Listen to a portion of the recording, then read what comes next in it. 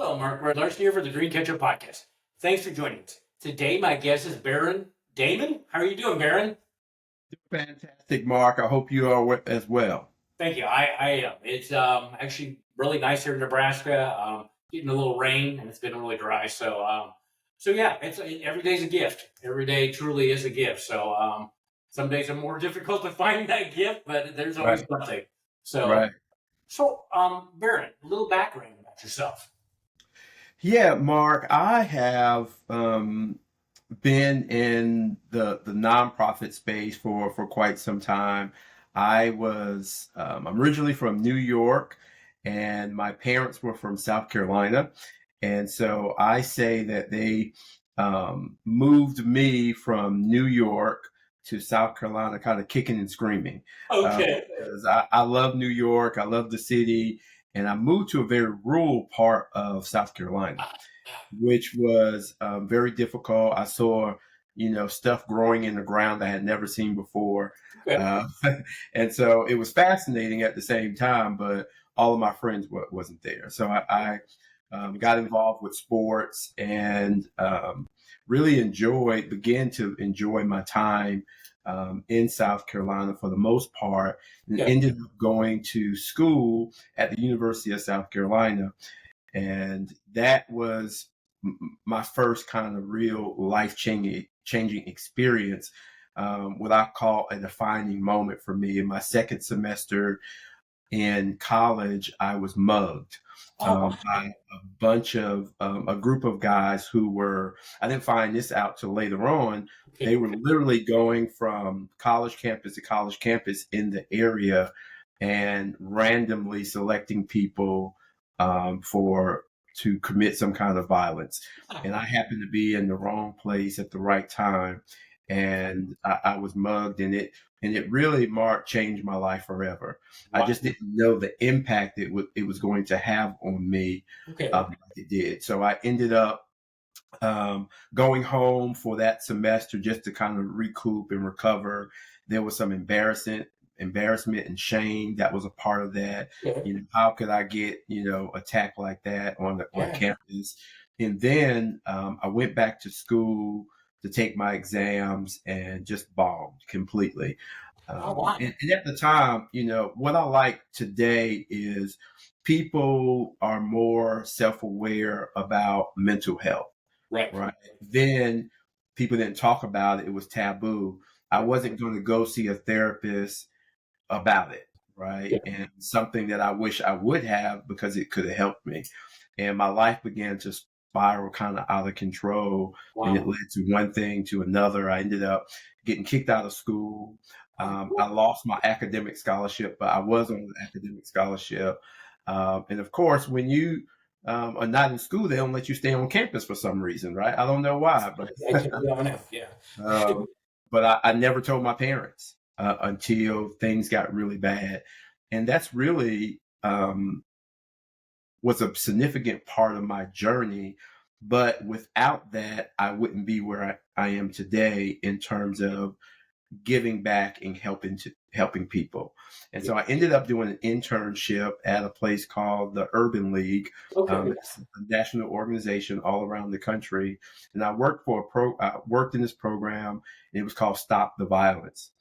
You see the irony of that? Here I was attacked, and I could not wait for that summer to be over. And that was a very difficult job for me, but it was also rewarding in a sense too. Okay. But I knew after that internship, I really wanted to transition back into what my life goal was and dream was, just to own a business, be a successful business person, drive a nice car, have a nice house, have a family, all the things that we talk about in terms of American dream. Exactly. But things had changed for me, right? How I saw things was a little bit different. And as a result of that, um, one day after the last day of this internship, I went home and I was like, man, I'm so glad this is over. I don't have to do this anymore. Hmm. But I had this thought, these kids really need help. And I said, I hope somebody helps them. Hmm. And it was in that moment where um, I felt like I heard the voice of God say, "You're the one. Yeah. Yep. You're the one that's going to help them." And I was like, "No, no, no, no, no. That one too. Yeah, that's not the direction I want to go in." And I ended up applying for a job at Big Brothers Big Sisters, and the rest is kind of history, because in the midst of my time there, especially early on, I developed empathy, and I wasn't a very empathetic person. And during the midst of all of those experiences, I saw people who really were hurting, and experienced a lot, and I really had a good life. And as a result of that, I really started caring about people and learning about philanthropy to get to where I am today. Very nice. You just never know how something is going to change your whole life. Yeah. Very, very much. I think that is so cool, and I did not know that part of your backstory. And we're kind of like we were just talking. We started. All my wife's illnesses over the years have made me. I feel like I can handle anything now. Yeah. Pretty much that where I was not able to. And when you were talking about God's like, you're going to do this. It's like no, and He's like, yeah, you are. Yeah. Yeah. Yeah, absolutely. And sometimes it's not your plan, right? Yeah. Our plans are much different than Oh, yeah. God's plan for us, for sure. Yeah. No, he's God keeps telling me I'm going to be an author, and maybe I told you that when we talked earlier. And he's like the other day, it was probably a couple months ago now, and maybe I don't know, maybe since we talked last. He's like, "There's a writing class going on today, and you're going to it."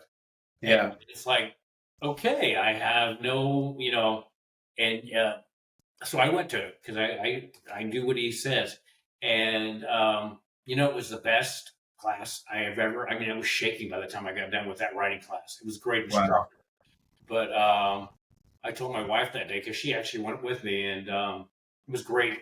The people that were attending were awesome too. But if I follow what God says, yeah, it's awesome. I love my life on that. So Yeah, absolutely.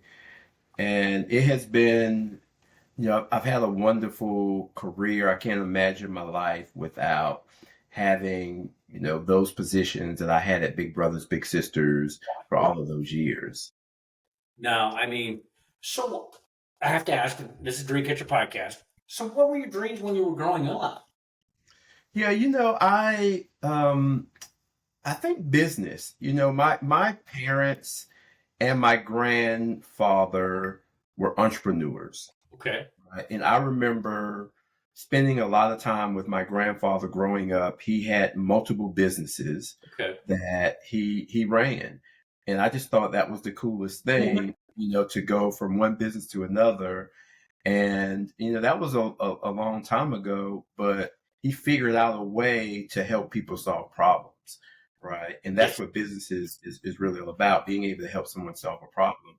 And then my father and my mom, they had a upholstery business, kind of interior design business for 44 years before my mom passed away. And I can tell you, I was like, wow, my father never marketed. My mom and father never, there's so many opportunities now for marketing, whether it's Facebook or Instagram, all these different places. But I never seen my father even hand out a card. It was all based on recommendations, right? And referrals. And that's how he kept business all of those years.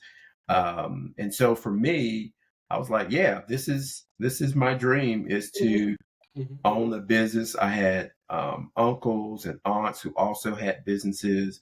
So I consider myself that third generation. Okay. I would just take it to another place, Sure.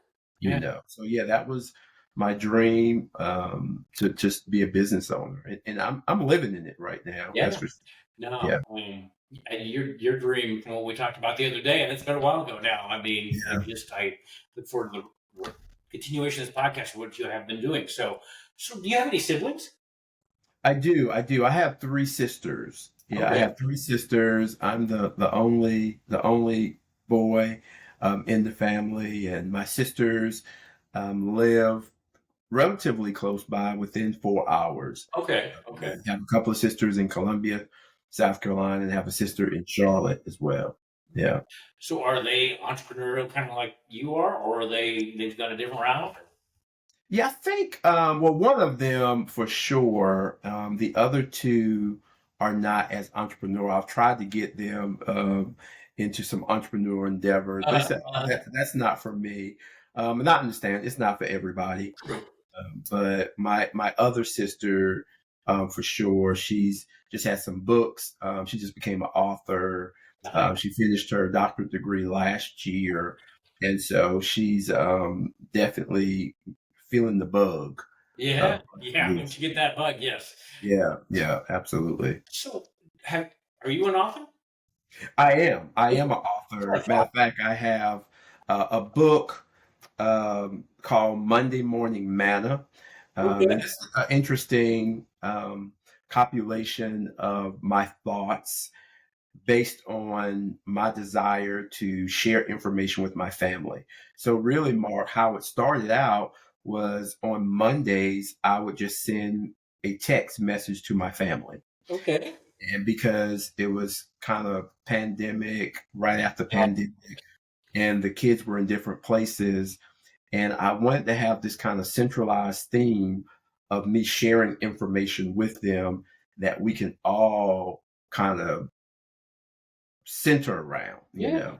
And so I did that every Monday for a year.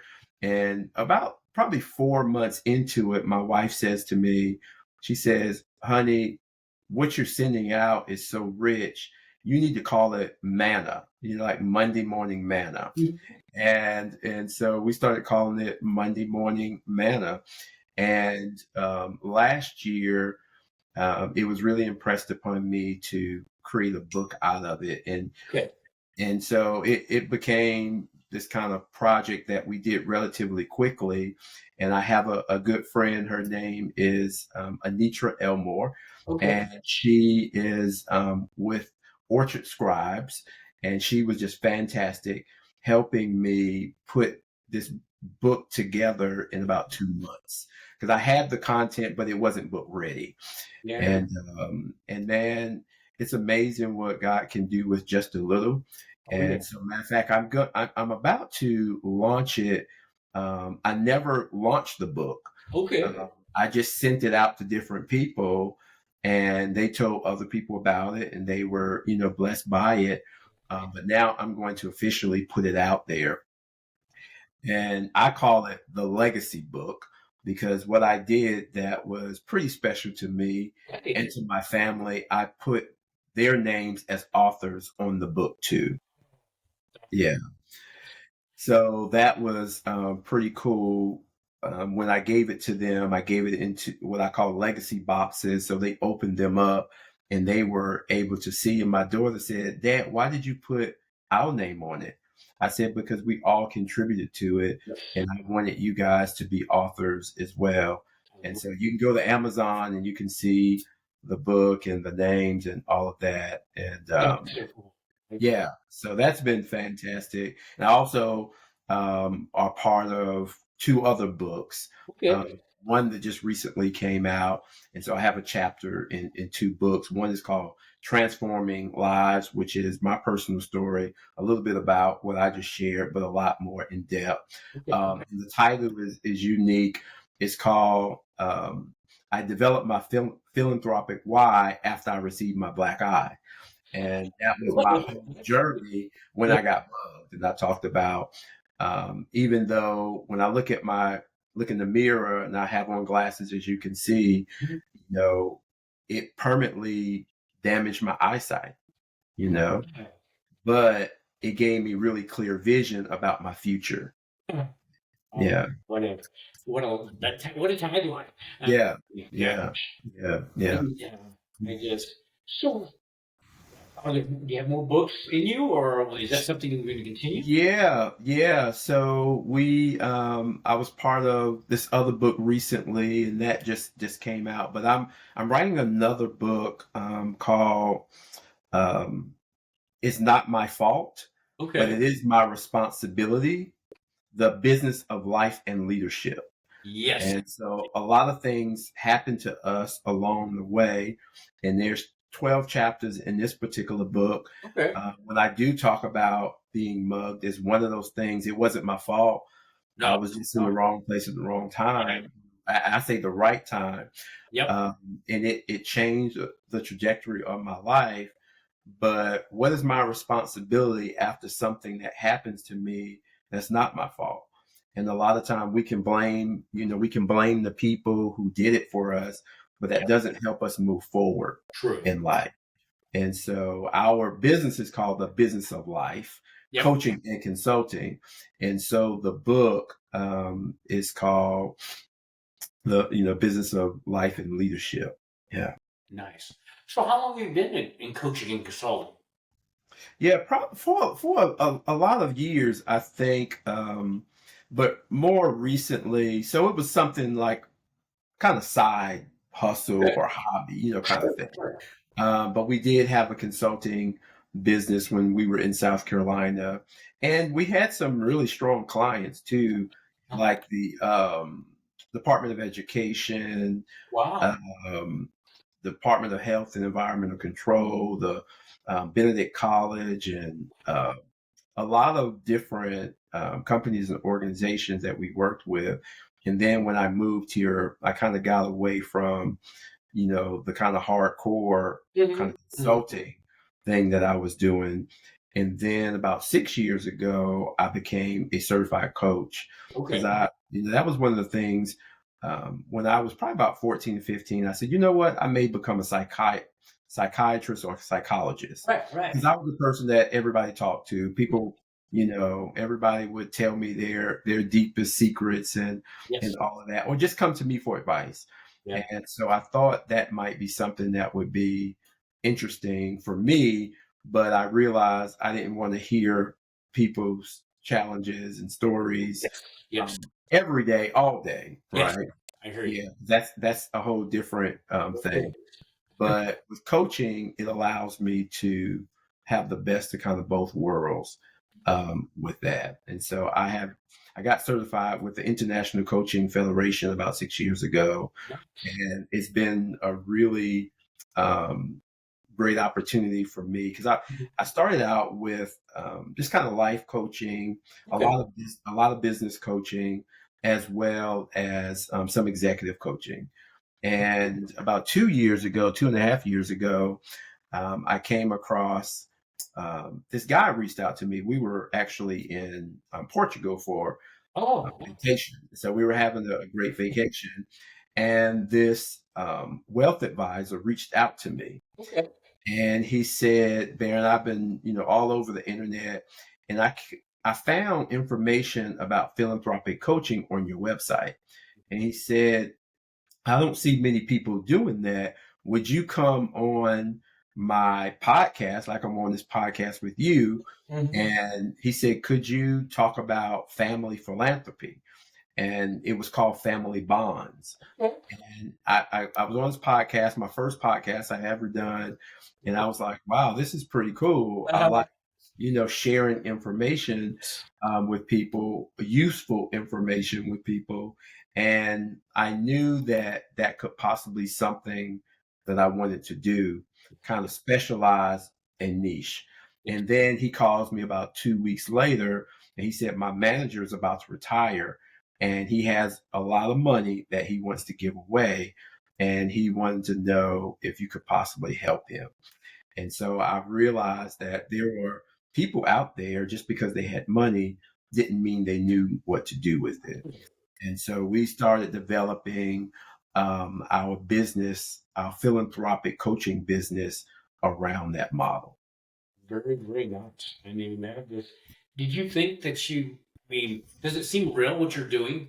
I mean, sometimes I ask myself, but it doesn't seem real. And I mean, that's, Yeah, it's something that I wake up every day, Mark, and I'm very thankful yes, that I have an opportunity very true. to be in a win-win situation. Yes. And I tell people I'm in a win-win situation because if I'm talking to you about philanthropy, and philanthropy is simple as it's the love of mankind. That's what Yeah. philanthropy is, right? Yes. And so I get to spread love to other people by what I do.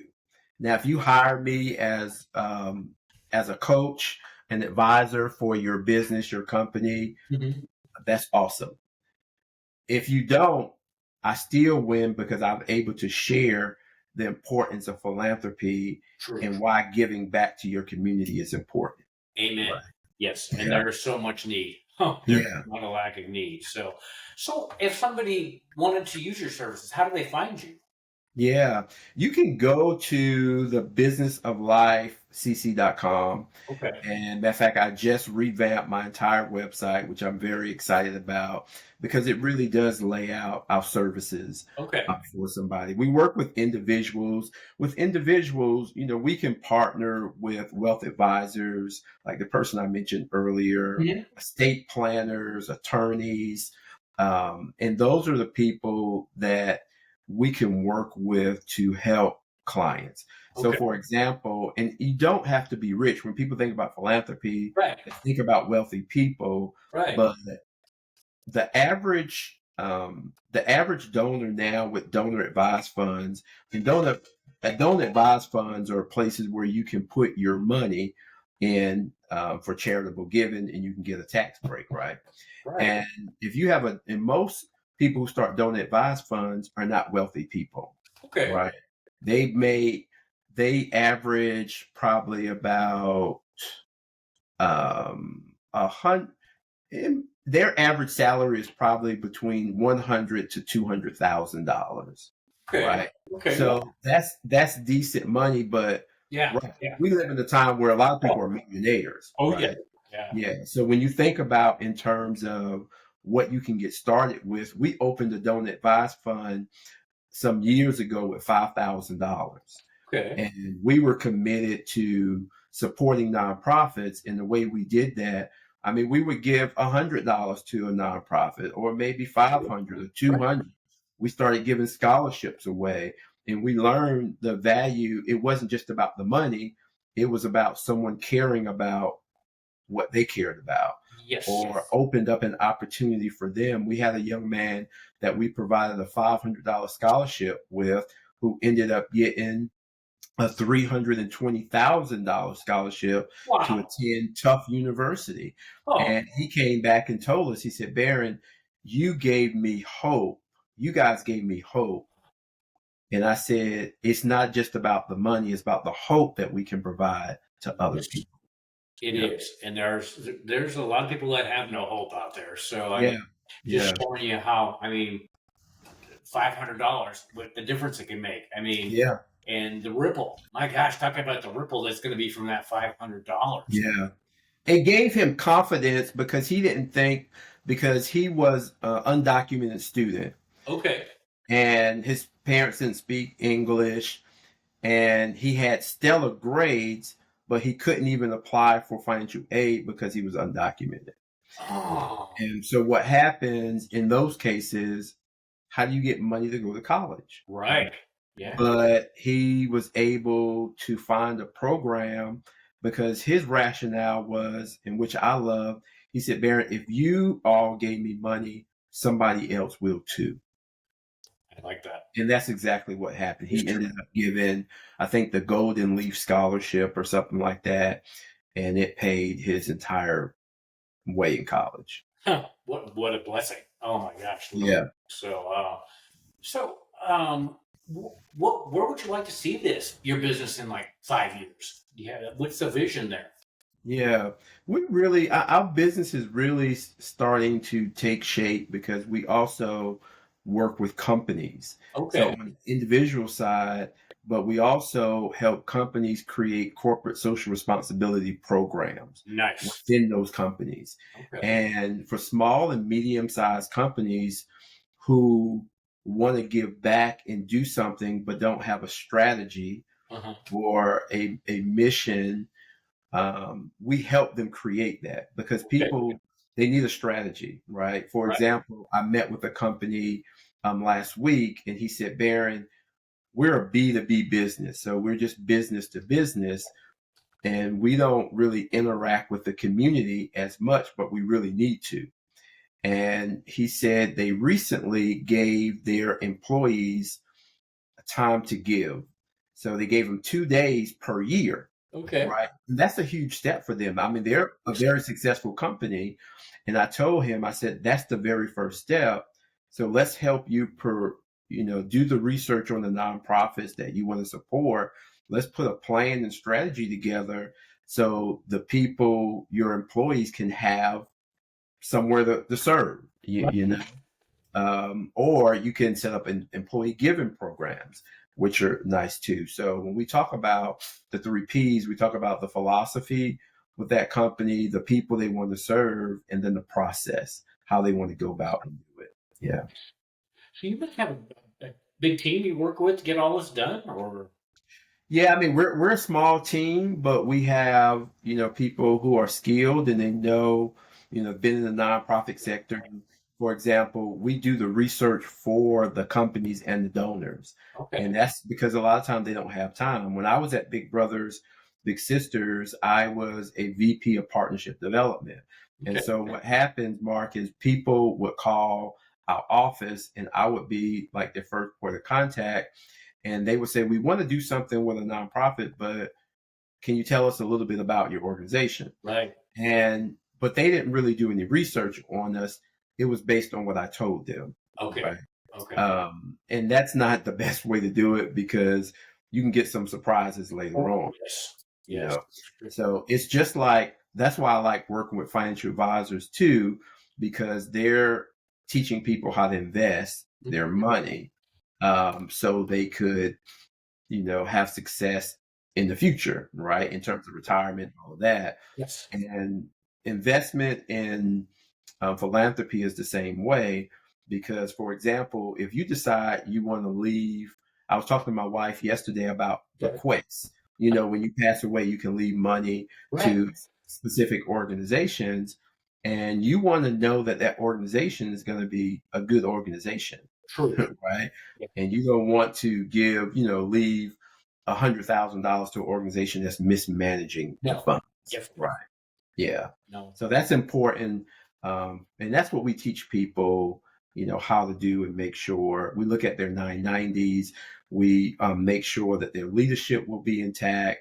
We look at their board, their diversity. We look at their annual giving, yeah, their own strategies around their fund development, and all of those things we look at to make sure we give the donor a really clear picture of their investment. exactly.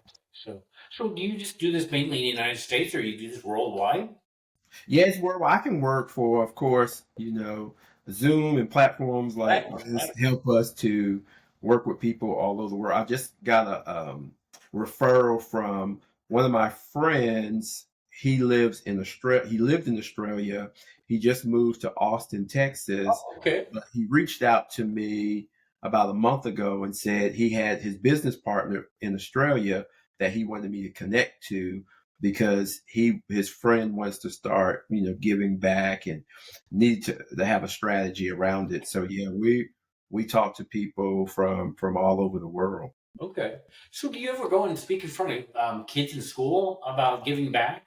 I mean, have you? Yeah, we've been not necessarily like grammar school age, but definitely colleges. Like we Okay, were at Duke University talking about philanthropy. Over the summer, there's a program that we have like 3 different programs that come through our church, and okay, these are college students that come from all over the country. And for the last 3 years, I've been doing a talk on social responsibility and how important social responsibility is. And they also set them up to do some volunteer work and projects as well. And then we kind of help them navigate through that process. very cool. So, Yeah. so you have a podcast yourself. What is the name of your Yeah. podcast? Yeah. So we have two You have two podcasts. podcasts, Awesome. actually. Yeah. We have 2 podcasts I'm excited about because we're almost at the end of getting our studio together. Last week, I thought we were going to be done, but the camera that I had wasn't the best camera. Right. This is a much easier setup to, get on Right. Riverside or get on Zoom. But when you're in Yep. studio, it's very different. You have a lot of stuff going on. But the podcast is called Legacy Unfolding. Okay. And we talk to business people and different people who want to give back to in their community, but more on a corporate slant to it, or a business slant to it, Okay. which has been fantastic. We have several people that we've interviewed, and I'm looking forward to in the next few weeks for those to come out. Right. And then we have a podcast called Giving While Black, and Giving While Black focuses on people of color giving back in their communities every day. We want to uplift them and celebrate them, because sometimes these are the unsung heroes in the community where people don't even never heard the name of a nonprofit, but they're feeding hundreds of people, during the course of a community. Yeah. So we have two podcasts, but they're focused on philanthropy, both of them, but just have a couple of different stints to them. Okay. So how often do they drop? Like once a week? Or? Yeah. So we're developing a new schedule where Giving While Black will be twice per month. Okay. And then Legacy Unfolding will be twice per month as well. So every week there will be a different one. Yeah. So I think everybody should have a podcast. I tell everybody there's an audience out there waiting for you, even if you don't think you have something to contribute. So no, in fact, people probably think they see me coming and it's like, oh, we're going to hear that on the podcast thing. So yeah. But it's great. It is a way to, I've been on quite a few podcasts, and one day, after you finish a podcast and the host sends you the information, right? And I ended up looking at one podcast I was on, and it had over 2,000 views on it. Okay. And I thought to myself, I said, these are 2,000 people who saw that I couldn't get in front of any other way. True. That is you know? And so it's not just amplifying my voice, but it's amplifying my message. Yes. And that's the most important thing. It is. No, and and I'm just amazed how many people don't think they have anything to contribute. And everybody's got something to contribute. So no, and it is such a low entry point. I mean, the software, whatever. I mean, you can do it on your phone if you really right. Yeah. So no, they are so awesome. So I'm going to ask you. So let's say I got $200,000 I inherited. Mm-hmm. So what would be the step? I mean, would I be able to just come to you directly and say I want to start the process of this, or what is the process if somebody wanted to, like myself, wanted to come and start the procedure for going forward with this? Yeah, absolutely. Yeah, the first thing we would do, Mark, is we would just have a sit down. And I always say to people, it's a discovery call, because I want to make sure that I'm the right fit for you and you're the right fit for me as a client. Right. And once we get through that phase and you say, I think I want to work with you, we'll come back and set up our coaching sessions. And those coaching sessions are basically like questionnaires, right? Yeah. And we get people to really think about finances in the way they probably haven't thought about before, because a lot of things we learn are from our experiences, right? It's how we've learned a lot from our parents, and it becomes our worldview and how we view and look at things. I'll give you an example of a guy that I was talking to, seeing how we can partner together. He's a financial advisor. Okay. And he said to me, Barron, my father used to give away a lot of money when he was younger. And he said it bothered him, but he said, because it didn't seem like they had a lot themselves, but it almost like he gave, as they say, give it to it hurts. Right. And he was like, when I get older and I make money, I'm not giving money away like that. Right. And that's on the opposite extreme. Usually people grow up in poverty, come into money. It's like, oh, I'm going to give back because I never saw that. But when he got money and has a very successful practice, he realized that money is not everything. And so as we started having conversations, I was on his podcast and he said, I'm rethinking, how I even give, because now I understand my father and why it was important for him to give. And so it shows you how we can have some misinformation Oh yeah. that could really impact our giving. So when we have these conversations with people, a lot of stuff comes out, about how they view money, Right. Right. how their spouse view money. And sometimes you have to work through that. So as a professional coach, a certified coach, I'm able not just to handle the philanthropy side, but from a coaching perspective too. Right. Uh, like I was working with a woman recently who had some money, and she had a daughter Okay. who has some physical disabilities, and she was having a hard time parting with the money because all she can think of, she knew she wanted to do something, but she was like, how do I do that? I might need that money, I see right? what you're thinking. Yeah. Yeah, I might need that money. And so after my first conversation with her, I knew there was a tie to the money, even though she wanted to do something. It was hard for her to because of that, right? And so we're working through all of those different things. And then once we kind of work through those questionnaires, we start the process of helping people create that mission statement. Okay. It's really powerful because once they create that mission statement, they start getting some clarity and direction about what they want to do. So your mission and your vision. Your vision is what you can see, Right. right? Right. Kind of moving forward, and you start thinking about legacy in a way maybe you haven't thought about it before. Yes. And then we come back and help you create a strategic plan for that given, and actionable plan that you can start implementing right away. And during that time, where my team is going back based on the information that you provided, Sure. you said, the issue areas that we're concerned about elderly care and youth education, right? And so we go and find those organizations that are the best organizations for those particular things. It could be locally or it could be anywhere, right? And we do all that research for them, and then we bring it back and share it with them. And they have an opportunity to say, no, I don't really want to go with this one. I changed my mind. I just want to invest in this one organization to give my money to, right? And then at the end of the process, we provide them with a donor report. And so we empower them through the education that we provide for them. Because the two things, Mark, that the research says that people don't have a philanthropic why, right? They don't know why they want to give or who they want to give to, Okay. Okay. right?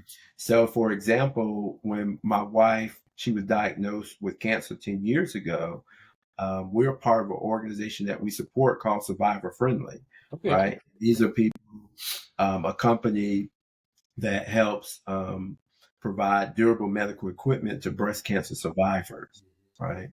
That became a part of our philanthropic why. You Okay. know, like I work for Big Brothers Big Sisters. I believe in mentorship. So we support organizations like that. That's our philanthropic why. But sometimes people, especially if you had resources and money all your life, maybe you don't have a whole lot you care about because everything's been kind of given to you. Right. And so we help them through that process and figure out what they care about and then the right organization to give it to. Nice.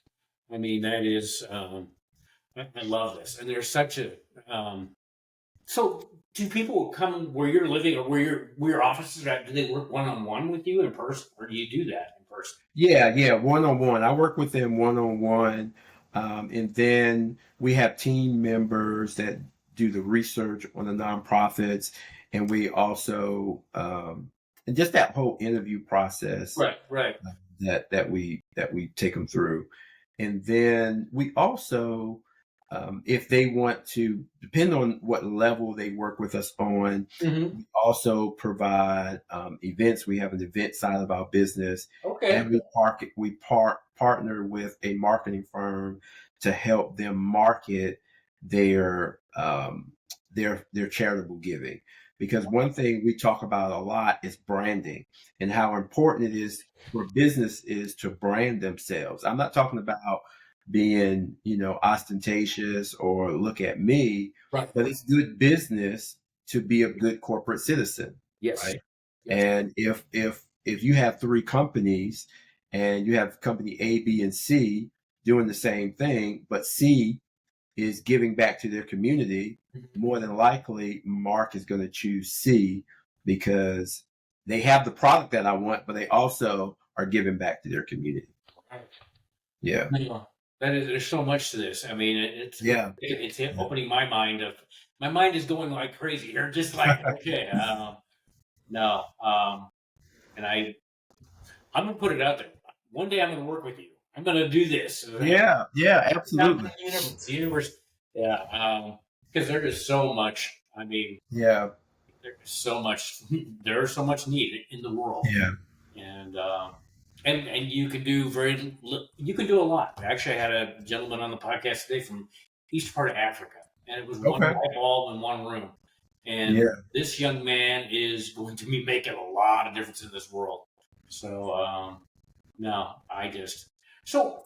What is something that you haven't done that you would still like to do with what the area you're dealing with? Yeah, I'm.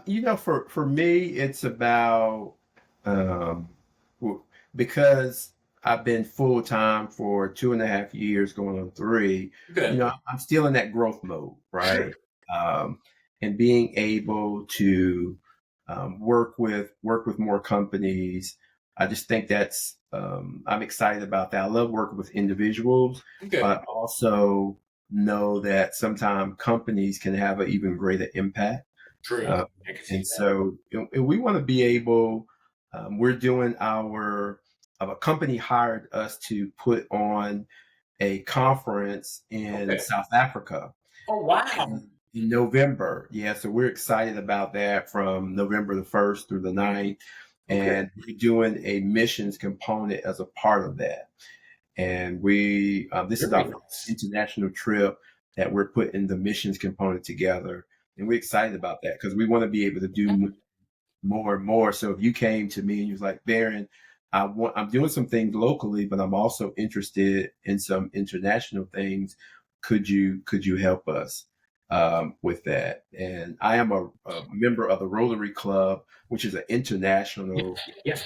organization, and so we do have access to different people who are international that we can tap into as a resource.